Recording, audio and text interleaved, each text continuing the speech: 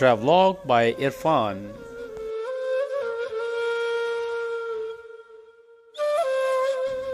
Sorry سلطنت کے عروج و زوال کی کہانی ڈاکٹر عرفان کی زبانی.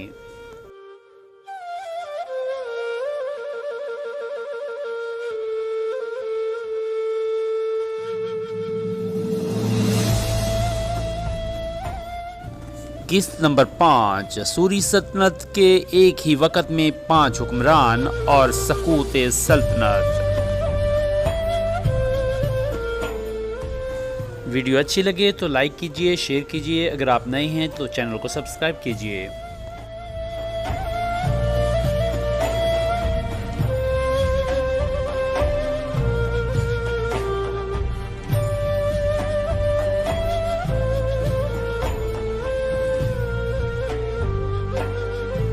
السلام علیکم ناظرین، ٹریولاگ بائی عرفان کے ساتھ میں ہوں آپ کا ہوسٹ ڈاکٹر عرفان راجپوت. قسط نمبر 5. سوری سلطنت کے عروج و زوال کی کہانی ڈاکٹر عرفان کی زبانی. آج کے اس ولاگ میں ہم آپ کو بتائیں گے کہ کس طرح سے اسلام شاہ سوری کی وفات کے بعد ایک ہی سوری سلطنت کے 5 حکمران بنے اور پھر یہ سلطنت اپنے پرانے مالک ہمایوں کی جھولی میں چلی گئی. تو چلیے ہمارے ساتھ. اسلام شاہ کی وفات کے بعد امرائے سلطنت نے اس کے 12 سالہ بیٹے فیروز شاہ سوری کو تخت نشین کر دیا.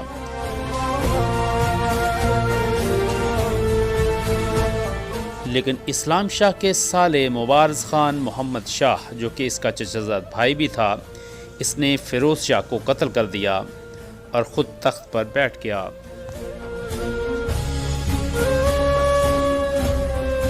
تخت پر بیٹھنے کے بعد اس نے اپنا لقب محمد عادل شاہ اختیار کیا. یہ انتہائی عیاش، جاہل اور کینہ پرور شخص تھا، لہٰذا تخت پر بیٹھتے ہی اس نے عیاشی اور فضول خرچی پر خزانہ لٹانا شروع کر دیا. یہی نہیں بلکہ امرائے سلطنت کی جاگیروں پر بھی ہاتھ صاف کرنا شروع کر دیا. اس کی حکومت میں تمام اعلیٰ عہدوں پر ادنا طبقے کے لوگ قابض تھے. اسی حکمران نے ہیمو بکال کو بیک وقت وزیر اعظم اور سپہ سالار کا عہدہ عطا کیا.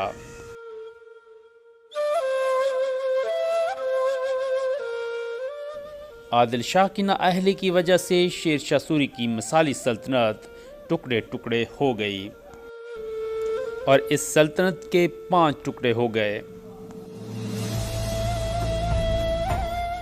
محمد شاہ عادل کے بہنوئی ابراہیم خان نے دہلی اور آگرہ میں بغاوت کر کے دہلی، آگرہ اور کالپی میں اپنی حکومت قائم کر لی اور عادل شاہ فرار ہو کر چنار کے قلعے میں چلا گیا.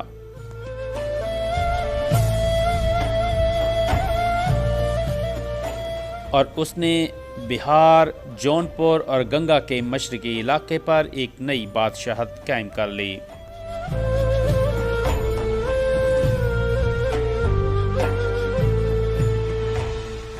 عادل خان کا دوسرا بہنوئی سکندر سور سلطان سکندر شاہ کا لقب اختیار کر کے پنجاب کا بادشاہ بن گیا.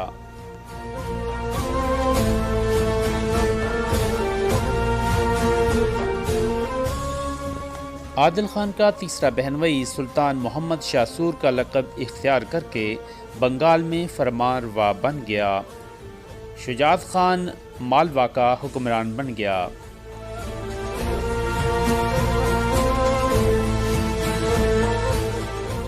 ان 5 حکومتوں کے علاوہ جو جہاں تھا وہ وہیں کا حکمران بن گیا اور ایک دوسرے کے ساتھ چھینا جھپٹی شروع ہو گئی، یعنی کہ جس کی لاٹھی اس کی بھینس، اور سلطنت بالکل ختم ہو گئی.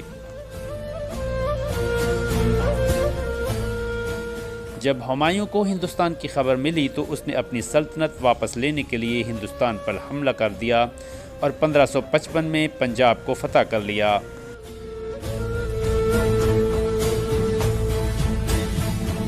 اور پھر سرہند میں ہمایوں کے لشکر نے سکندر شاہ سور کو شکست دی اور پہلے دلی اور پھر آگرہ پر قبضہ کر لیا. محمد شاہ عادل کو جب پتہ چلا کہ مغلیہ سلطنت کے پرانے دعوے دار نے دلی اور آگرہ پر قبضہ کر لیا ہے تو اس نے اپنے وزیر اعظم اور سپہ سالار ہیمو بقال کے مشورہ سے چنار کے قلعہ میں نیا لشکر بھرتی کرنا شروع کر دیا تاکہ ہمایوں کو دلی اور آگرہ سے نکال سکے۔ ابھی وہ جنگی تیاریوں میں مصروف ہی تھا کہ اسے اطلاع ملی کہ ہمایوں کا انتقال ہو گیا ہے، اور اس سے اس کے حوصلے مزید بڑھ گئے۔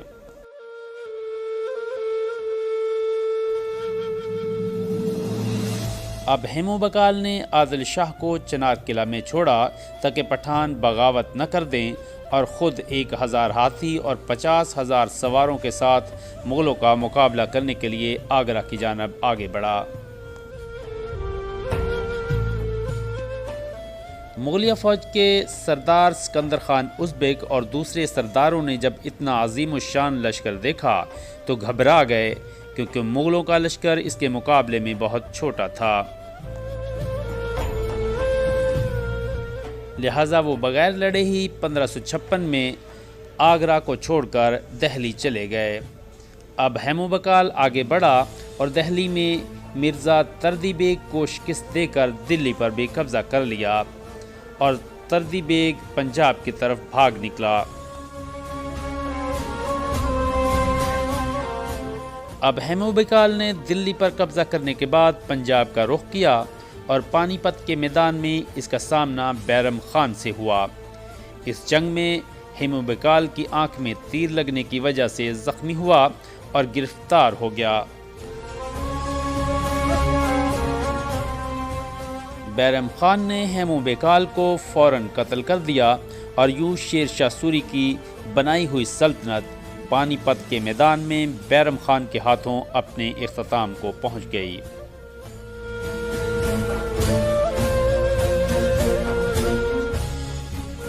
ابراہیم لودھی کی پرانی پٹھان حکومت بھی پانی پت کے میدان میں ظہیر الدین بابر نے ختم کی تھی، جبکہ اب پٹھانوں کی نئی حکومت جو کہ شیر شاہ سوری نے قائم کی تھی، اس کا اختتام بھی پانی پت کے میدان میں ہوا۔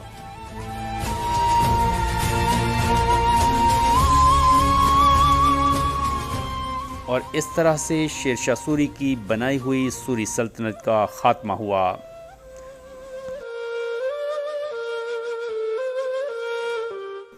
اور اس کے بعد پھر مغل سلطنت دوبارہ ہندوستان پر قائم ہوئی، جس نے اپنا ایک عروج دیکھا۔